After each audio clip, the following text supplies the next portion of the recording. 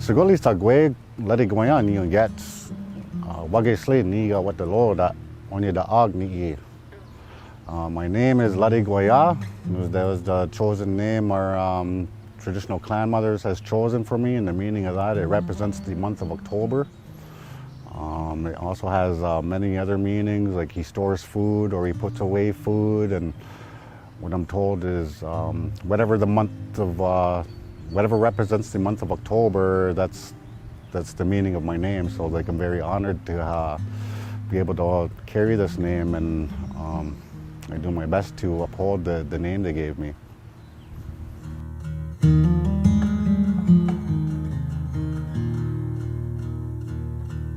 Well, my experience with fishing and hunting and harvesting is started since I was a young boy.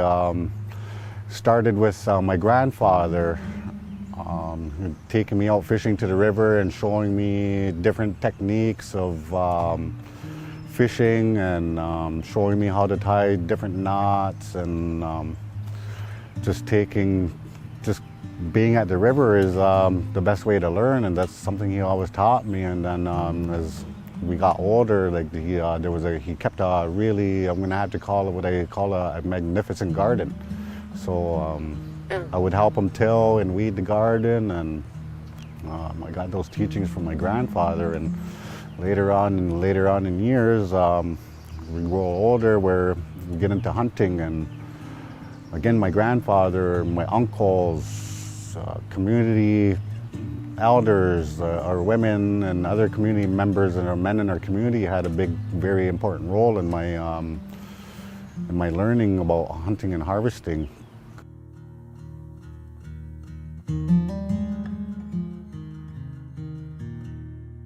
And there's one thing where I was told is the best way to learn is to be out in the woods, to learn from nature, be there, and so that's how I learned. I always spent a lot of my childhood in the woods, whether it was by myself or with perhaps my brother, hanging out at the creek and trying to figure out different ways of catching fish or crayfish. And so that's my experience with hunting and fishing in my teachings. And later on in years, again, a lot of community elders in the community had a big role in teachings and helping carrying on this teaching and the knowledge for the hunting, being with nature, learning, listening to our animals, listening to the birds, the frogs we can hear right now, and just learning and watching the birds and the animals, that we can learn from that. So that's another important thing should be mentioned, is that it's just being at the river and learning, carrying verbal teachings from our elders.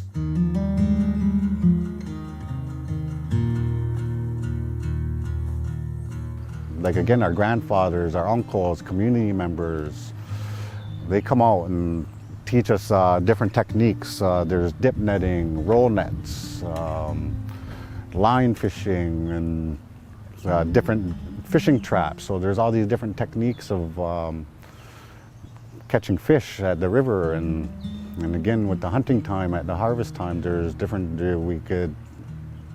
there's trapping or snaring, and so there's all these different techniques. And around the ceremony part of it, I do my best to do these ceremonies when I'm ready to go out. And what I do is I say my own little prayer. I ask that my feet be swift, that I'm able to bring home what I need for my family, and also if somebody approached me to ask me to help them out with some sustenance, I'm more than happy to do so, because I know they need the help. So I'm more than happy to do that. For example, there's our medicines. The animals eat these plants, and that's what's taught is the animals eat the medicine, and that's what we do. And at harvest time, we come and gather these, harvest these.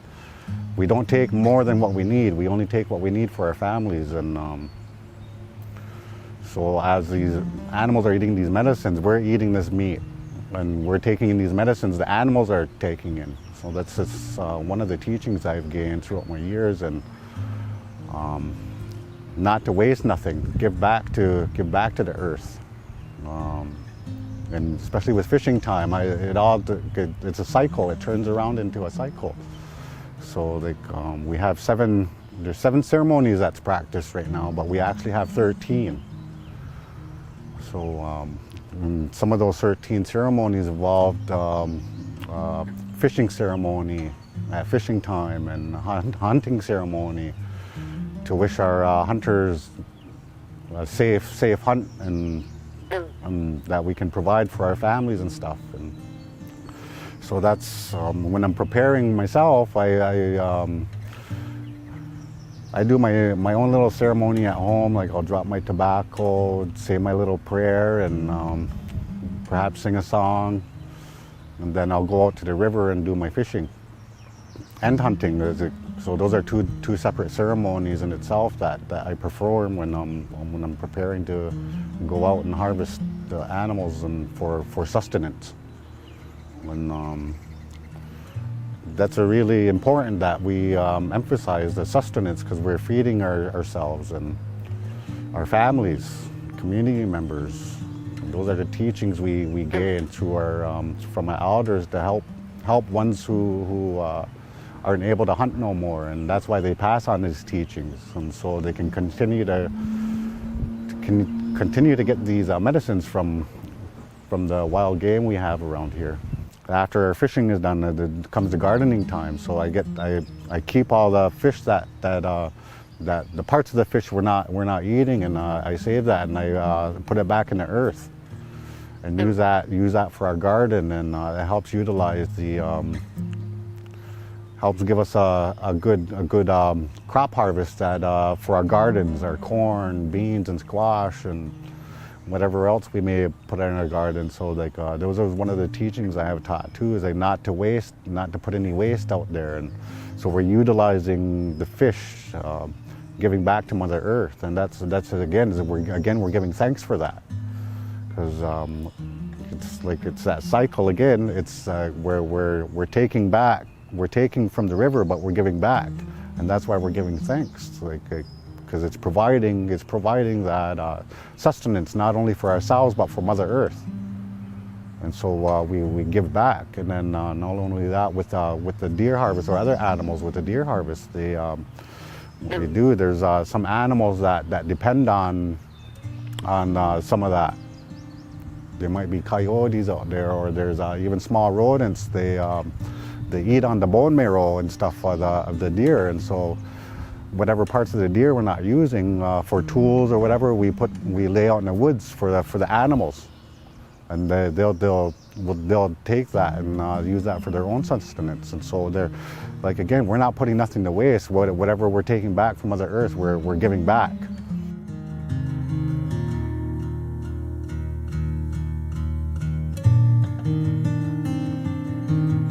So there's a word that was taught to me about, it's called Lundolats, and it means they, everyone.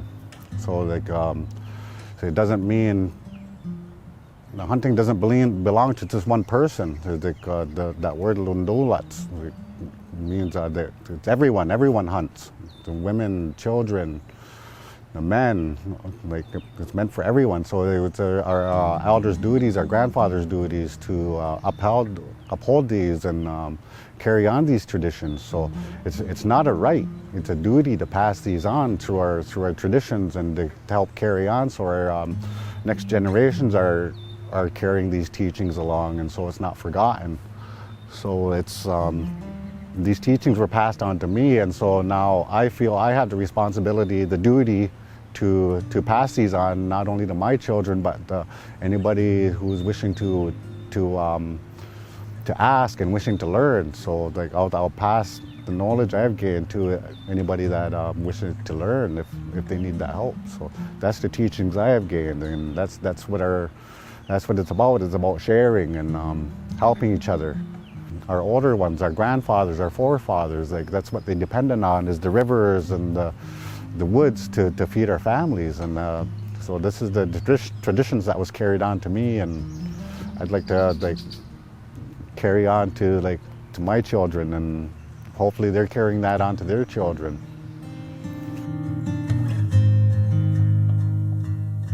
very important that we understand how important the fire is in our traditional ways in cooking. So it's what a lot of people call now is barbecue, and so it's not just barbecue, it's cooking. So that's the way I see it. It's not. It's a way, again, is a sustenance, and it's a way of providing for ourselves. So like the fire plays a very important role in our cooking and our, in our lifestyle. And if I'm hungry right at that moment and I'm at the river, I'll be at the river, and if I catch that fish, I'll just throw a stick and build myself a little fire. And so that's just one technique we use. And we might even be able to find some herbs out in the woods here at the riverbed, and we can just use those, like maybe perhaps some lemongrass or some other stuff like that. So like, it doesn't need to be all fancy. So just try to keep it simple. And the flavors of the wood also come into play. Like the type of wood you use is important in the fires, and because it's giving those flavors to the food we're cooking. And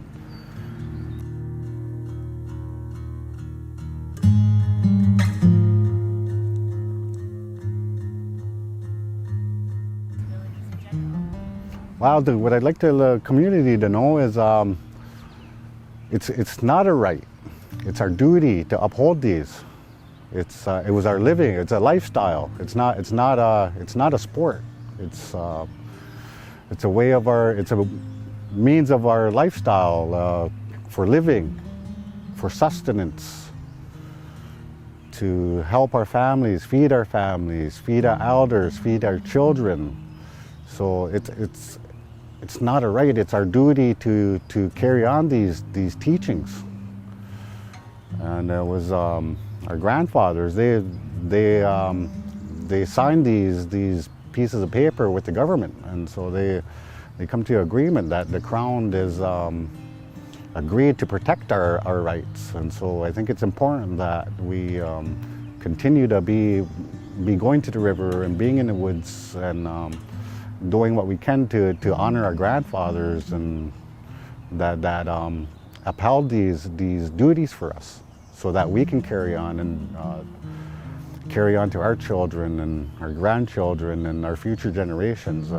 That's why I feel it's important to get that awareness out there, is just to carry on, to keep our traditions carried on as a way of as a lifestyle, not just a hobby or just going like some of us actually really do live and depend on the rivers and the woods for sustenance. And so myself, it's very important to me, because that's it's a part of our daily diets, and it's very important in our household that I teach my children about this, about these teachings I have taught that was passed on to me and by our elders and community elders in 1701. So there was representatives from the Six Nations in attendance at this meeting, and so myself, I'd like to, I feel it's a duty to honor those grandfathers that kept up these ways for us. And I'm thankful that they have, and I'm thankful for the teachings that was passed on to me from our elders, and it's quite an honor to be able to sit here in front of you and share with everybody today. So I would like to say thank you to everybody, and especially a big thank you to our elders for passing these teachings on to me, so I could help pass on to others who are wishing to learn. So. Yeah, that's why I feel it's important to be out here, sitting at the river, and because it's a medicine. You know, like, even if you're not fishing, it's a medicine. You just sit at the river and it's peaceful. So we always ask our Creator, and just we say, if you're having a hard time, you come sit at the river and you just ask Creator to carry away whatever your troubles are, whatever troubles you're going through, and the water will carry that away.